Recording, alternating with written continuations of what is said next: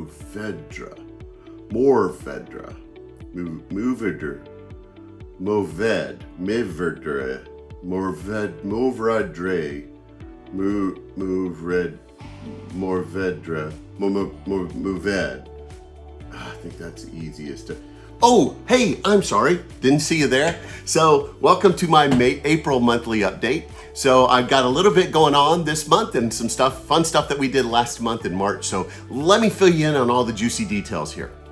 So rewinding just a little bit into the month of March, I actually had 2 episodes that I released this month, episode 35 and episode 36. Episode 35 was my first all video interview and video. So that was the first time I've ever done a full podcast that was all video. I hope you enjoyed it. I had such a blast with it. I got to interview Michael Bilger at Adega Vino, and it was such a pleasure to hear his story and to be able to have him fill me in on all the things that are going on there. Great winery, great episode, lots of fun. If you haven't had a chance to check that out, make sure you go check out episode 35 for Adega Vino. So I was able to get their estate Mourvedre there at Adega Vino. That was my library bottle there. And then on to episode 36, I went actually a little north of Austin to an area called Temple and went to a fruit winery called Moose and Goose Winery. It was something that I had not really tried before. I don't know how many of you have had a chance to try fruit wines. Don't shut it off just because you think you have some idea of what fruit wines are going to be. Give it a shot. They're really interesting, and it opens up your palate to discover brand new things. And while I was there at Moose and Goose, I had a great visit. That was an audio-based interview, but I was able to get their port-style wine that's actually made from elderberry. So really fun wine, great little dessert wine that became my library bottle there. A lot of fun stuff to taste there as well. So you got to go check out Moose and Goose as well when you get up to the north of Austin area around Temple, Texas. All right, now coming up in industry news, the Texas Hill Country Wineries have just launched their newest passport event, the Wine and Wildflower Journey. So it just started right here at the end of March, but it runs through April 19th. So it's not too late if you want to check out that passport event.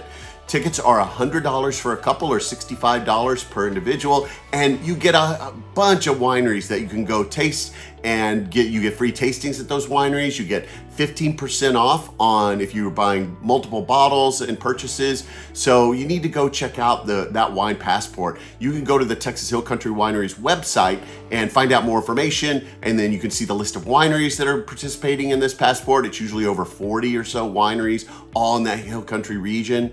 And you can go see a lot of fun places and taste a lot of fun things. Now, if you're gonna do the passport, I would give you the one warning. Be very careful, especially around April 8th, which is the total eclipse that's gonna happen here. Everyone's talking about it. This place is gonna get crazy, and especially in the Hill Country area, and every winery has an event. Traffic is supposed to be crazy on the roads. Probably not the best day to take advantage of that passport, especially most of those wineries have their own parties already set up and they're ticketed events, so you probably wouldn't be able to get in anyway. So if you do the passport, just kind of choose something else to do. Maybe go to one of those wineries to one of their ticketed events. I'm sure there's a lot that still have some openings, and spend your winery day at the eclipse at that winery. But for the passport, you might want to skip that day for the passport event. But then the other days you could go check out some great wineries there. So again, that's Texas Hill Country Wineries. It's their Wine and Wildflower Journeys passport event. And then in April as well, on April 20th, I'm actually going to be headed out to Rootstock in Waco hosted by Valley Mills Vineyard. I did them in episode 31, so if you're not familiar with Valley Mills Vineyard, go back and listen to that episode. I was able to attend Rootstock last year. Great event. There's, I think, 12 different wineries represented, pouring their wines. A lot of great food there. I'm going to be going to the VIP dinner in the evening, which they do a lot of great pairings with the wines. It's an unforgettable experience, a lot of fun up in the Waco area. So again, very central place from anywhere in Texas to get to. So if you're interested in that, go to Rootstock Wine Festival. The link is in the show notes down below. And that's going to be on April 20th. So that's Rootstock on April 20th. I would love to see you there. Say hello.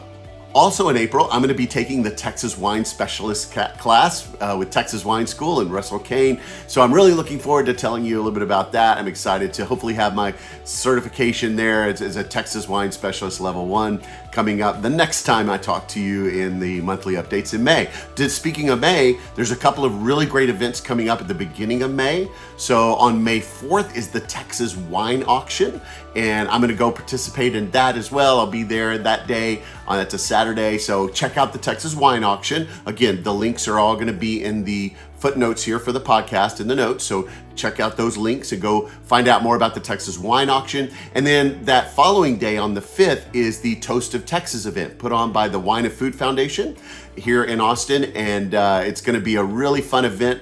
My wife and I got to go last year. We're planning on going again this year. And there's tons of wineries out there, lots of things to taste, a beautiful area. It's gonna be in a new location this year than it was last year. Just be aware of that. But I think tickets are still on sale for that. So go check that out. It's the Toast of Texas event by the Wine and Food Foundation. Again, link down below.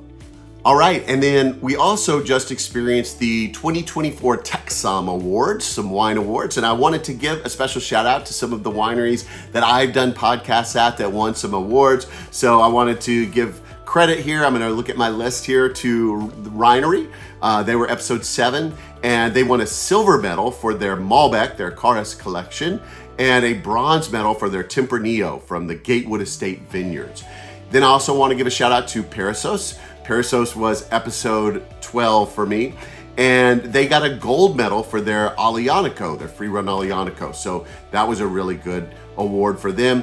Elisa Christopher Wines, episode 19 of the podcast. They won a bronze medal for their Trebbiano sparkling wine.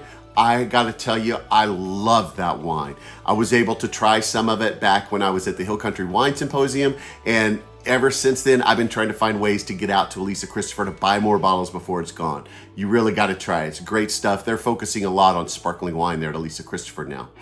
And William Chris, which was episode number 29, they got a silver medal for their Tannat from their High Estate vineyard. And then lastly, Valley Mills Vineyards, who I just mentioned a moment ago, that are putting on that Rootstock Festival. They won a platinum medal for their Mourvèdre, and they won a silver medal for their Tempranillo. So congratulations to all of those wineries. Many other wineries won awards as well, but I wanted to highlight those since I've done podcasts for those particular wineries. You can hear more about them before you go taste their award-winning wines. All right, a few upcoming items. As I've mentioned a few times, my merch store is live.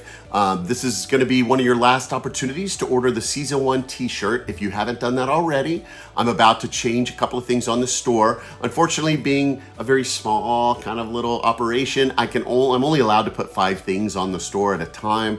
So I'm about to add a couple of new things and remove a couple of things, like some of the winter things I'm gonna take away, maybe the hoodie, the beanie hat, things like that. And I'm gonna add a couple of other new things in. So be on the lookout for that. If you're wanting some of those, like the Season 1 t-shirt, or some of those winter items like the hoodie or the beanie cap, make sure that you go get those as soon as you can, because I am probably within a month gonna be shuffling up some of those items that I offer on the store.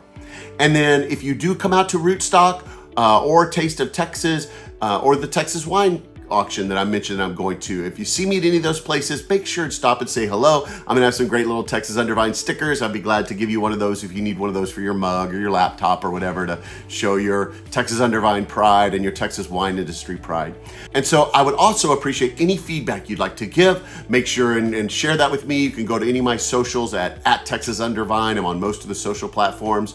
Or you can go to my website, or you can email me at scott@texasundervine.com and share with me your thoughts, your ideas, your feedback. What would you like to see or hear about on the podcast going forward? I'm currently scheduled through May and starting to work into June now, so I'm always looking for places to go visit. And although I've got a long list and there's a ton of places to visit in Texas, I want to hit the ones that really are important to you or you want to know more about. So let me know what you'd like to see. Lastly, make sure you subscribe to the show wherever you get your podcasts, either here on YouTube, or if you're getting it from an audio source, you can subscribe to it there. That way you always get the latest episodes. Leave me a rating and review. That really helps me. I really appreciate any ratings and review feedback you'd like to give, and gets that in front of other people's eyes. And if you'd like to sponsor the show, consider becoming a Patreon member. If you go to my website, it's texasundervine.com and go to the Become a Patron link at the top. You can actually become a monthly donor to the show. It just a few dollars out of your pocket really helps me pay for all of my costs involved in putting all this together. I'd like to upgrade my camera equipment, all kinds of different things since I'm getting more into the video realm here. But all of those donations really help me out, and you get some stuff in exchange. So as a Patreon member, depending upon what level you subscribe at, you can get things like back pictures at the winery. You can get videos, walkthroughs of the wineries, upcoming videos telling you where I'm headed next so you'll know before everyone else. So there's a lot of different benefits that you get by being a Patreon. So again, that's Scott@TexasUnderVine.com is my email. And then you can go to the website, TexasUnderVine.com, and click the Become a Patreon link at the top, and then you can subscribe to my Patreon. I really appreciate it. And thanks to all of my current Patreon subscribers. You really do help make this show function. It would be off the rails if it weren't for your support. So thank you so much, and I hope to keep bringing you great news as we keep going forward. I will see you in May. Be on the lookout for a couple of great episodes coming up this month as well. So happy trails and bottoms up, y'all.